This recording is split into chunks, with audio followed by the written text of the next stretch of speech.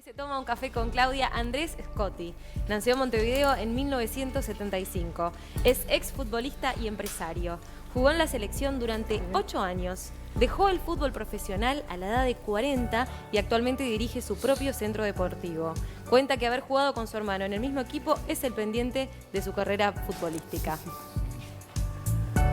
Bueno, qué placer conocerte, Andrés, porque por televisión, pero muchísimas veces, ¿no? Y si habremos gritado, y si te habremos rezongado alguna vez también, ¿no? Mirando los partidos. Parte de, ¿no? tele. Parte de. Pero un exitoso empresario, exfutbolista. ¿Hace cuánto que estás con este centro, que también funciona como clínica deportiva, ¿no? ¿Verdad? Porque no solamente la gente va ahí a correr o a hacer ejercicio, sino que también hay asesoramiento. Mirá, empecé a trabajar un poco en la idea previo a retirarme y bueno, una vez que colgué los botines, sí. Me metí de lleno en el proyecto. Por suerte un proyecto encaminado también en equipo, con 3 amigos más, con Vicente, Mario y Diego. Y hace poco más de 2 años que estamos abiertos, pero el proyecto empezó, no bien dejo, empieza la planificación, el plan estratégico, la obra, licitación, un montón de tiempo y dedicación que por suerte después se vieron coronados con la apertura y hoy ya pasados 2 años ya en una realidad, en una institución ya caminando, aprendiendo muchísimo del día a día y... Ahí está, es tremenda institución, ¿eh? Y disfrutándolo, la verdad que yo siempre digo, soy uno de los privilegiados que puedo vivir de lo que amo, que es el deporte, y como que lo haces con pasión, entonces es un placer estar el día. A veces amanecemos ahí a las 7 de la mañana y a veces son días que son las 10 de la noche, como ayer nomás que estábamos a última hora y anteayer, y no lo sentís porque estás dentro de lo que amás. Claro, pero te mezclas en todo, vos estás gerenciando ahí, porque mira, ahí te veo, por ejemplo, también participás de las clases. Estoy con mi madre y mi hermana, entonces bueno, por eso la foto es mi madre adelante y mi hermana atrás. Así que arrastrás a toda la familia al deporte, ¿no? Entonces nos inculcó mamá, ¿no? Mi abuelo también, mi padre también deportistas, entonces... Lo tenemos, yo siempre digo, el fútbol éramos los más malitos y terminamos... claro, porque el plan era hacer ejercicio, pero de repente no era ser un futbolista. No, jamás. Yo en mi vida de niño, viste, yo soñaba con ser jugador de fútbol. En mi época no era una opción de profesión el ser jugador de fútbol. Nosotros jugamos al fútbol, al tenis, al básquetbol, al vóley, al handball, un poco de todo. Y por ahí por la adolescencia, pasado los 16 años, te diré 17, empecé a ver, che, puede ser esto. Ahí lo dije, me dijeron, tenés condiciones. En realidad, ¿no? Me entrenaba así, jugaba en el interior, en ese momento en Independiente, estudiaba una carrera técnica, estaba haciendo artes gráficas, la cual terminé. Y en la mitad de la carrera fue que dije, voy a jugar al fútbol, voy a probar. Entonces me acuerdo que el cura que estaba dirigiendo me decía, cuando los últimos años le digo, no, yo voy a terminar la carrera por si me rompo una pierna, pero termino y pruebo. Entonces terminé la carrera, me recibo y ese verano mismo me vine a probar a Defensor, me acuerdo, y después no me fue tan bien ahí, después terminé jugando en Central Español 4 meses, 5 meses, y después termino en Wander y ahí como que arranco un poco la carrera. Pero mi carrera, yo siempre digo, empezó en Independiente en Flores. Claro, allá en Flores, y terminó en el mundo, ¿no? Porque después anduviste por Argentina, por Chile, por México y por Rusia. Sí. Leí algunas cosas de Rusia que me llamaron la atención. ¿Qué te enseñó ese paso? Estuviste como 4 años allá y a veces en situaciones bastante raras de asociar con el fútbol profesional, ¿no? En lo que era la concentración. Sí. Se te hicieron un poco difíciles esos días. Lo que pasa es que nosotros fuimos los primeros extranjeros en llegar al fútbol ruso. Entonces el fútbol ruso, yo siempre digo, fue la parte social lo más complejo. Aprender a convivir de un montón de cosas del profesionalismo de ellos. Entonces vos llegabas y me acuerdo en principio no te lavaban la ropa, no había utileros, no, había un montón de cosas que vos venías acostumbrados y ellos ese equipo era el primer año que jugaba en primera división. Llegamos 18 extranjeros, no llegó uno. 18 diferentes lenguas, diferentes costumbres. El primer partido había uno que había llegado hacía 2 días, no sabían ni cómo hablarle. Claro, ¿cómo hacían para jugar si no se entendían? Entonces fue todo un aprendizaje. Porque la verdad, en la cancha, ¿no? Fue una experiencia increíble, increíble. Me acuerdo que incluso nosotros llegamos 5 latinos, pero llegaron de África, africanos llegaron. Entonces los primeros partidos era hasta divertido, era cómico. Yo no sabía ni el nombre de alguno, no sé ni cómo decirle porque no entendía ruso. Yo ya a ruso ya en los primeros partidos yo ya hablaba las indicaciones y el vamos, pero el que llegaba de repente no lo aprendía. Seguro. Y a menos mi posición, que es de liderar la defensa un poco y estar dando órdenes, che, a la derecha, a la izquierda, te llevo, andale. Y era cómico porque de repente me acuerdo que había llegado Sibaya, un sudafricano, y no sabía él así. Entonces era en inglés, con los brasileros hablamos un portuñol. Había un argentino que era el Chori Domínguez que no entendía el portugués de los brasileros y yo le hacía de traductor del portugués con el español. Sin duda fue un desafío a la convivencia, ¿no? Sí, y entender la mente de ellos, ¿no? De los rusos.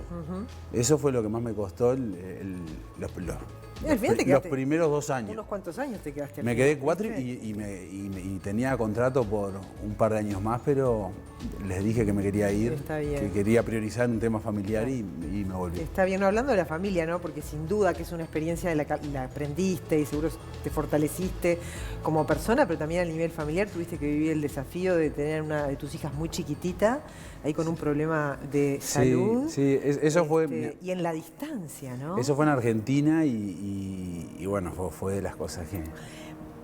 Tenés un montón de hermanos, además. Somos 5. Bueno, ya vamos a hablar de tus hermanos y del rol que cumpliste como hermano mayor, que tuviste que siempre tener una tarea como de representación y de mediación frente a tus viejos, ¿no? Es un poco lo que le toca al más grande de los hermanos, ¿no? Sí. Pero volviendo a tu hijita, me imagino que al haber estado tan lejos, recibiendo noticias no tan gratas, es bravo, es ¿no? brava. Y es intransferible lo que a uno le pasa. Eso fue en Argentina, fueron los mellizos, fueron prematuros, fue una experiencia increíble, porque hoy la veo y es impresionante. Salió bien. Sí. Hoy es una anécdota, más allá que uno lo emociona, pero verla hoy... ¿Qué fue lo que le pasó? Ella tuvo... prematura, sí. Es la mía, la de la derecha. Es la de la derecha, ahí va. La más alta, la de la derecha. Sí, Juli. Es melliza de Mateo y después los dos del medio. Estuvo 2 meses y 1 semana internada. Empezaron a crecer bárbaro, estaban en incubadoras obviamente y Juli hace una infección intestinal por inmadurez de desarrollo intestinal. Y bueno, yo justo estaba con ella UPA. Y me acuerdo que vomita bilis y entonces nos sacan de CTI, me dicen, bueno, espera un poquito. Yo me estaba despidiendo porque me iba a jugar un partido a Santa Fe con Colón, estaba en Argentinos Juniors.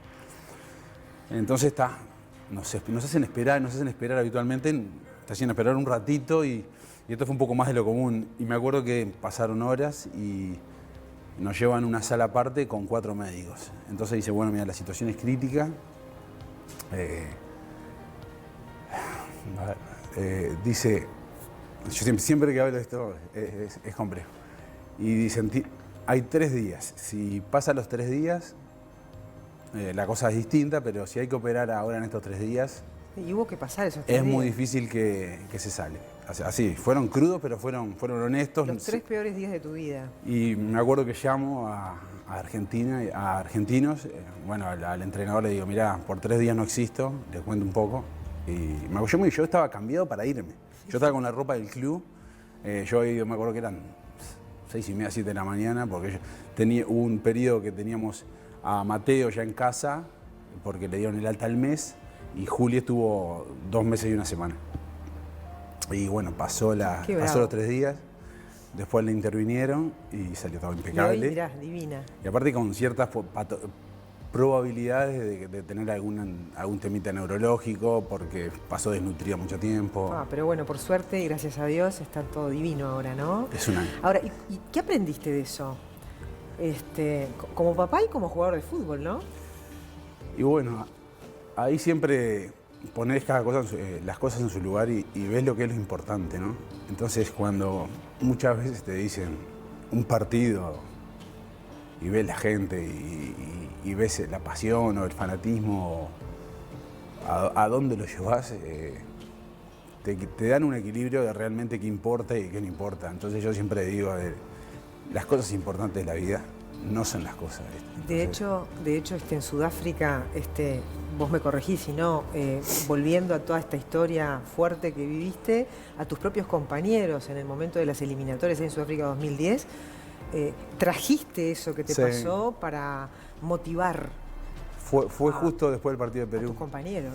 Fue justo después del partido de Perú que perdemos allá en Lima, Perú eliminado.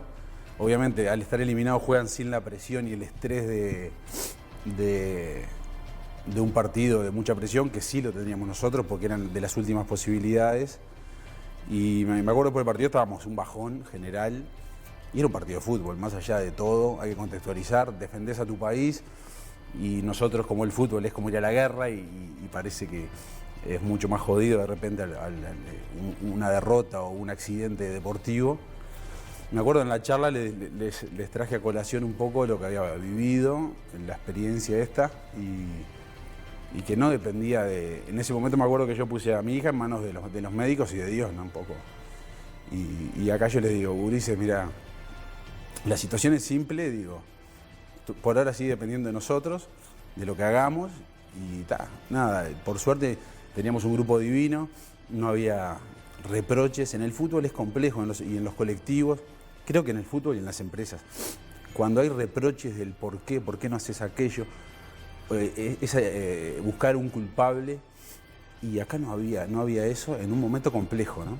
Estábamos a punto de quedar eliminados y era increíble, no había un reproche. Y eso eso engrandecía al grupo. Entonces, sí, es que el recuerdo de Sudáfrica, para todos nosotros, es un recuerdo al que no se le puede mover ni tocar nada de cómo sucedió, ¿viste?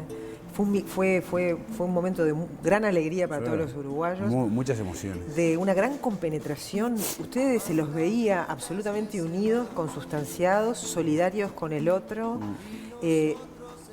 Transmitían eso, y además el maestro Tavares también me parece que ahí tuvo mucho que Fue un ver, disfrute. ¿no? Nos marcó mucho esto que te estaba contando de la eliminatoria. Porque en la eliminatoria estábamos solos. Entonces vos ibas al complejo y te esperaba tu familia y tu familia, pero tu familia íntima. Tampoco es que te venían a ver otra gente. Entonces, yo creo que estuvimos sembrando y laburando y machacando sobre algo que es simple. Trabajo y trabajo. No hay otro milagro en esto. Entonces vos veías a todo el mundo, todos los compañeros que venían mejorando individualmente en su preparación, en sus clubes, se entrenaban, mejoraban los porcentajes musculares, reducían los porcentajes grasos, los test de potencia y de salto, todos mejoraban. Entonces decía, la receta es esta, es entrenamiento, laburo, buenas dietas, y vos veías a todos evolucionar, y los resultados verías que estaban ahí. Y digo, muchachos, me acuerdo en las charlas de mates era, ¿qué pasa? ¿Qué nos pasa que que está complicado? Y bueno, receta, alguno tiene otra receta, hay algo mágico, y la respuesta era simple, era seguir laburando y seguir por ese camino que vaya a venir. Y entonces el haber logrado la clasificación, íbamos con una tranquilidad de haber dejado todo, más allá que entramos con lo justo. ¿Y qué significó el maestro Tavares para vos y para todos ustedes?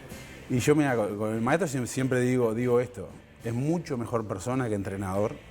Entonces estamos hablando de un caballero, como una gran persona, a la cual le tengo un gran afecto y un agradecimiento eterno, porque a mí me permitió la posibilidad de cumplir un sueño, que es ponerme la camiseta de mi país. Entonces, por el simple hecho ese, ya le voy a estar agradecido eternamente. Y después, a nivel humano, siempre está ahí, digo, al menos hay afecto mutuo, de estar pendiente un poco de la familia, vivió todo esto con mis hijos. ¿Y qué familión que tenés vos, no? Porque hay una fotografía que capaz que no podemos pasar. Somos una banda. Lo que pasa es que ya vengo de mi madre, que son 10 hermanos, papá 5 hermanos. 36 primos por un lado, 18 por el otro. Entonces, Hay una foto, todos rubios, todos iguales. Todos alemanes. Eran parecidísimos. Me acuerdo que cuando salíamos a la calle con mamá, decíamos, somos ¿Qué es eso? extranjeros, parecíamos. Claro.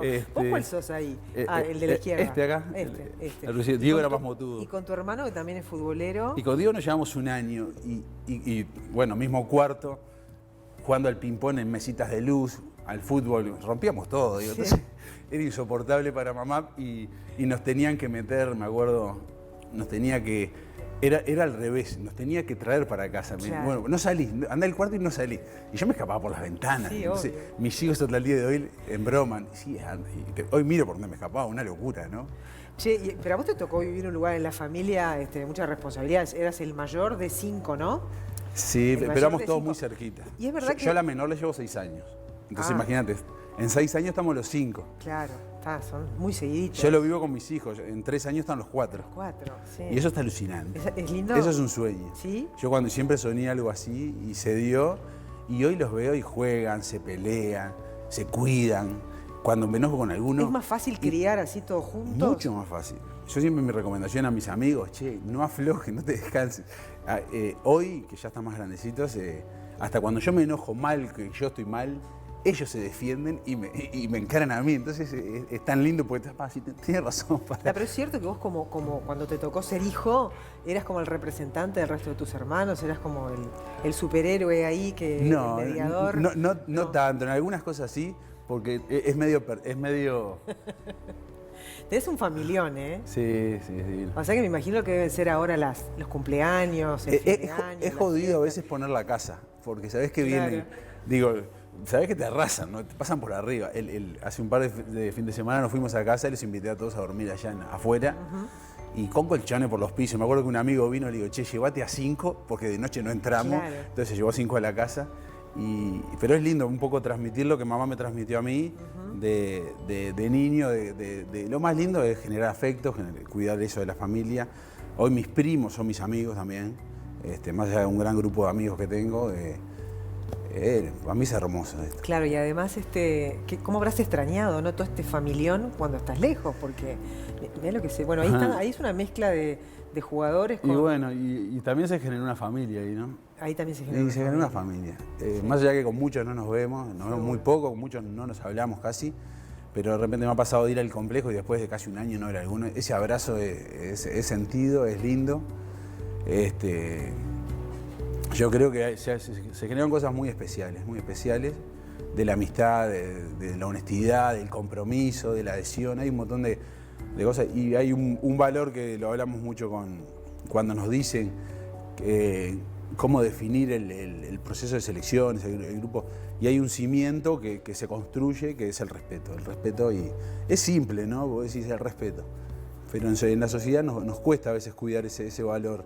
En cosas simples, en enojo, en tolerancia, en paciencia, en el tránsito, en el día a día, en el saludar, en la colaboración.